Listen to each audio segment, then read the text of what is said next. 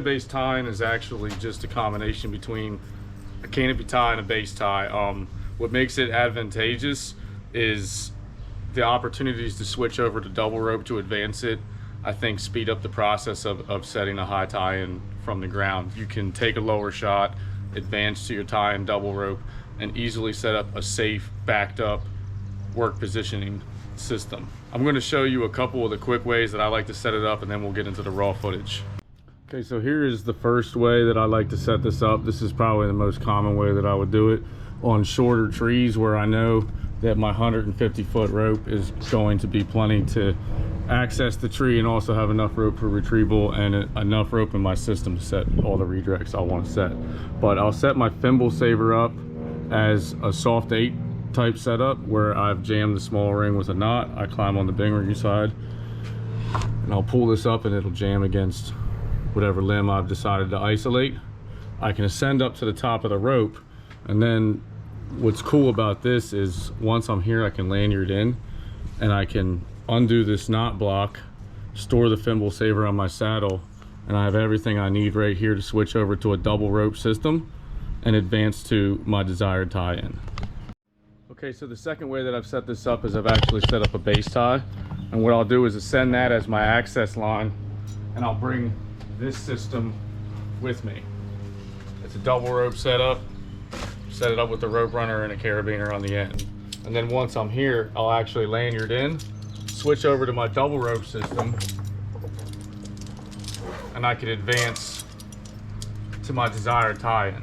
Say my desired tie-in is actually over here. What I can do is on my way back through, as a series of soft redirects, I can continue to feed my line through unions to back them up. And so below a union, I'll begin to set up the system. And with the small ring on the bottom side of the setup, because I want to be able to retrieve this, I'll pass my rope down through the 2 rings, tie an appropriate stopper knot, which in this case I'm going to use a figure 8.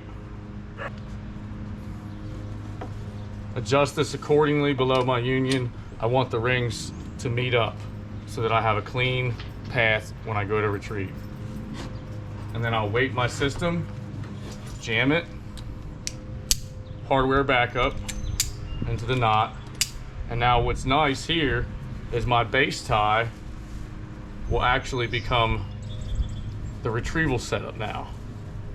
So I just usually throw an alpine butterfly, an effective midline knot into the system and clip it in. Now, this base tie is still active. It's still tied off at the bottom of the tree, and it can serve as an access line for a potential rescue. So that's an added benefit of this setup here. But once this is weighted, I can climb around single rope as I desire. And then for retrieval, I would simply undo the base tie, pull on this, and I could get my setup back, provided that I didn't add too much friction into the system. Okay, last but not least, final setup that I typically use. There's other ways to do this, but this is just mine.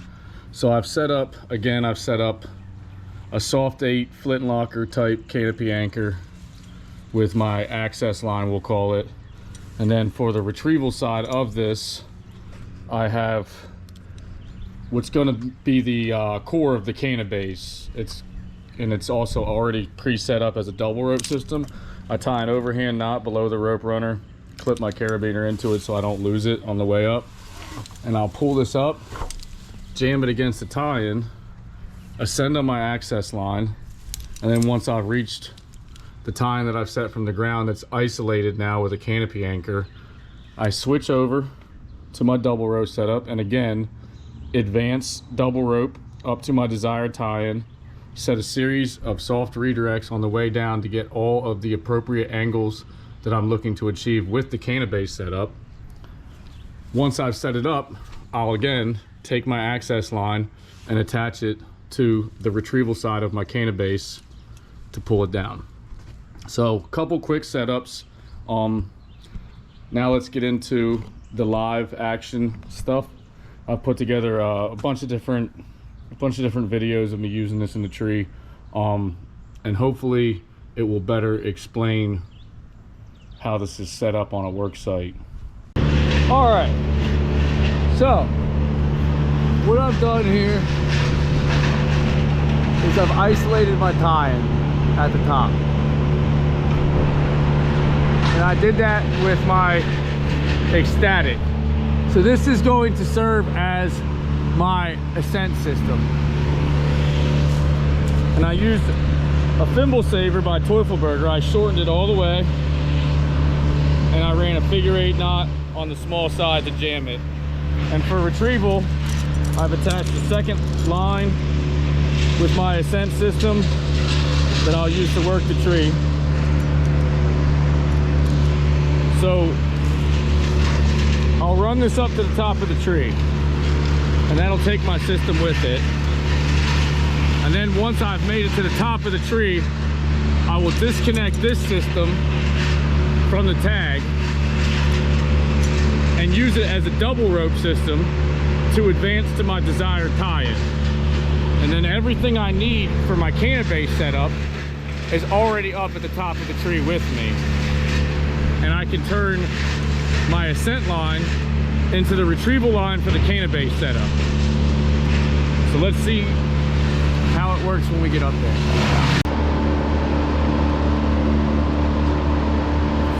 Okay, so what I'm doing here is I'm getting the KM3 Max, which actually was my retrieval line when I set the system from the ground, and I'm setting it up for a double rope system so that I can advance to my desired time.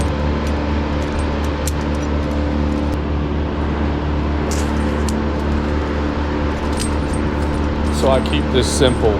I'm just advancing to my desired tie-in via alternating between a double rope system and my lanyard. Real simple, just the way you learn to climb from the very beginning.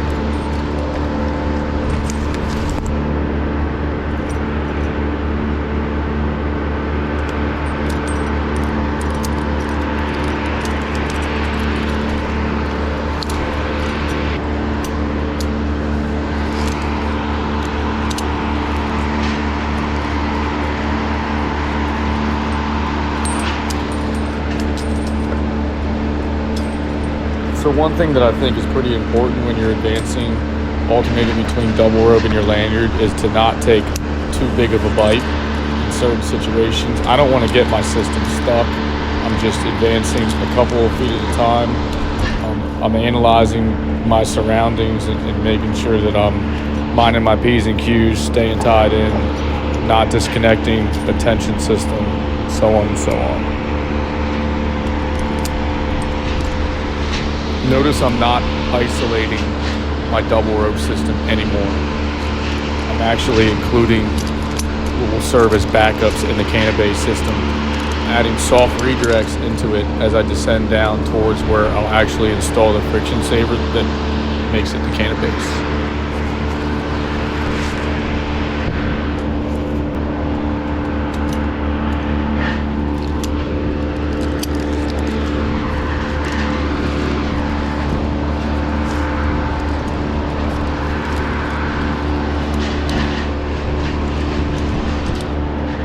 So there's some strategy involved in this. I'm actually installing my soft redirects in a way that's going to get the vectors appropriate for my final tie-in. I want to try to make that tie-in as strong as possible because it's super high and not very big diameter stem. One nice thing about the rope runner when you're setting up a system like this is the ability to completely collapse it, which helps descend even in situations like this where my friction is not super desirable.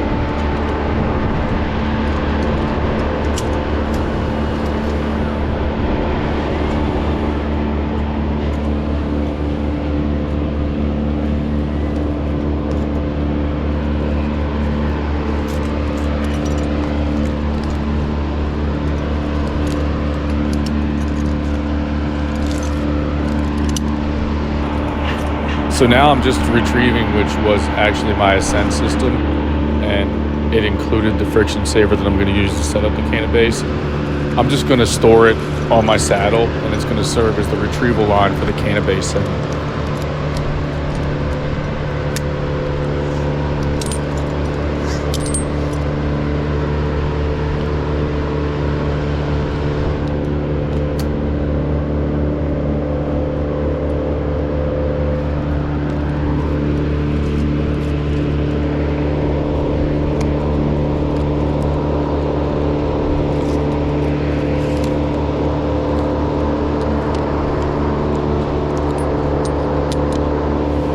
So right now I'm just keeping the Teufelberger thimble saver loose because it makes it easier to pass the rope straight through.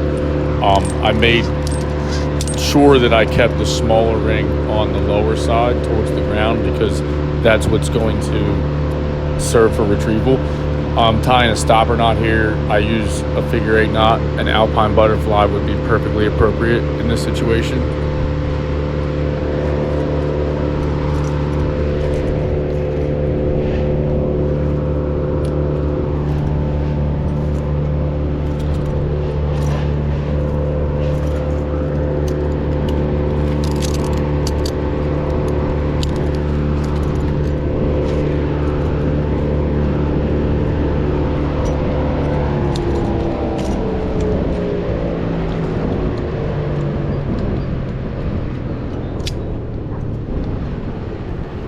So I'll use the carabiner that was the terminating end of my double rope system as a hardware backup in the CanoBase. And then I'm going to take my ascent line and actually tie it on to that carabiner.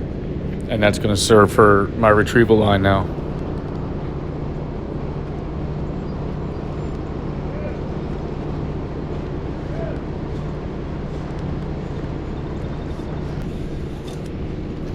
All I'm doing now is getting the rope runner that I used to ascend on, and I'm going to tie an overhand knot below it, and then I'll clip the rope runner straight into that overhand knot.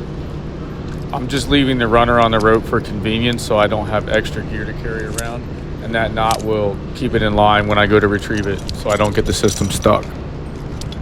All right, so for retrieval, I've attached the throw line to the end of my climbing rope, and I don't really use this to set lines, but when I'm retrieving this, I like it to be right up against the end because I don't want a whole bunch of tail to try to pull through that friction saver. Even though it's going to be going through backwards, it just makes it nice. And then I tie an overhand knot and I girth hitch my throw line in there. And it's something that you can recreate on your own if you have a retrievable friction saver.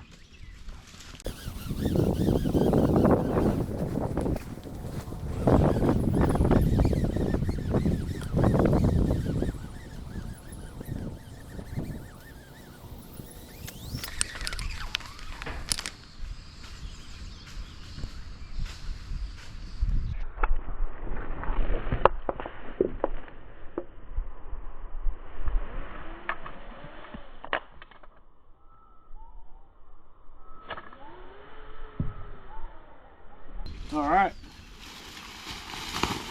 so after gone through a couple redirects, it still retrieves pretty simple, and you can see from the top and from here what's actually happened is the throw line's doubled up on the big ring side, which allows me to bring it down in a really controlled fashion. But because the throw line's so thin, I don't really get the friction that you would expect from it being doubled up, and this was where it retrieved from. So bam, done.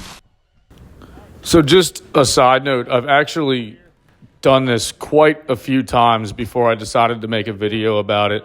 I've tried this in so many different scenarios, in different bark type trees, rough bark, smooth bark, many redirects, few redirects, and I haven't had any issues with it at all yet. You have no issues pulling the throw line through all the unions, even after it's doubled up.